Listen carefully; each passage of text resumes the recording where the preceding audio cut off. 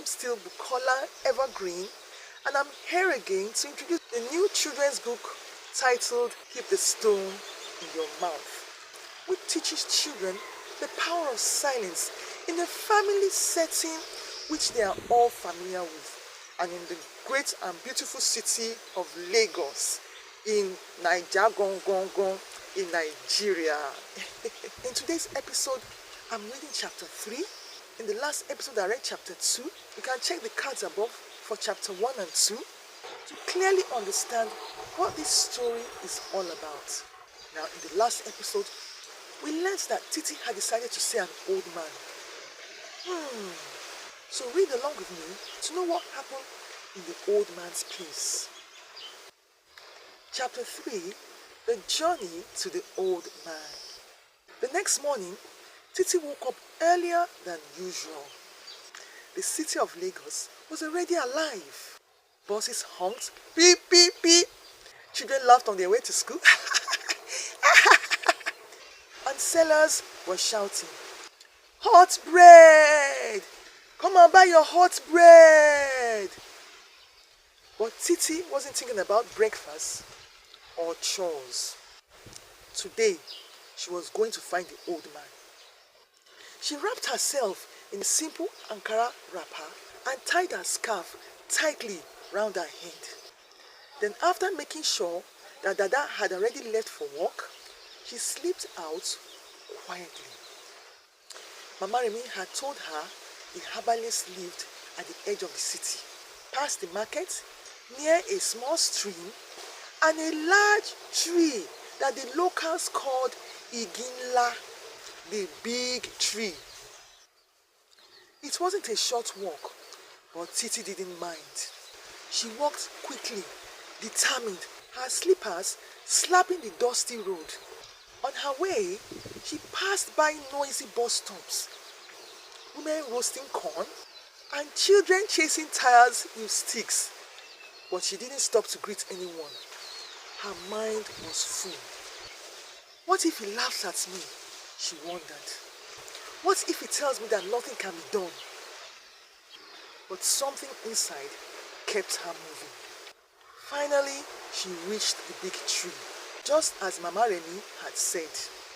The small, round hut nearby with a brown, thatched roof, and dried herbs hanging down the entrance. Smoke curled up from a little fire, and a strong but pleasant smell filled the air. Something like pepper, leaves, and wood. Titi stood for a moment, gathering her courage, then knocked gently on the wooden door frame.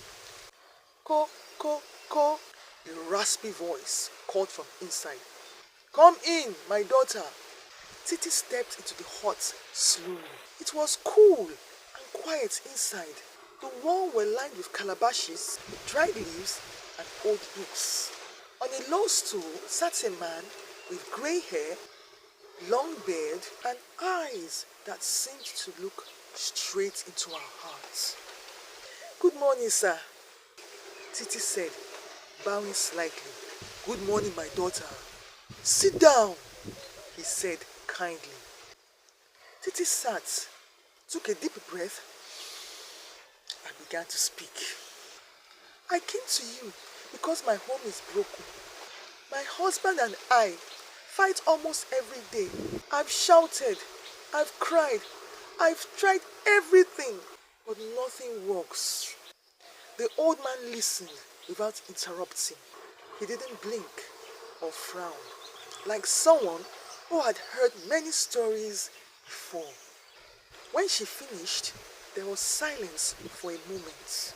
Then, the old man stood up slowly and walked over to a small clay pot. He reached inside and brought out a tiny, smooth stone. He held it to her and said, "Take this. It's simple, but it works. Every time a quarrel is about to start, place this stone in your mouth and hold it there. Do not speak until the moment is past." Titi looked confused. "Just a stone? Yes, but it only works if you truly want peace. Titi nodded slowly and took the stone. As she left the hut and began her walk home, the stone in her hand felt small, but somehow very important.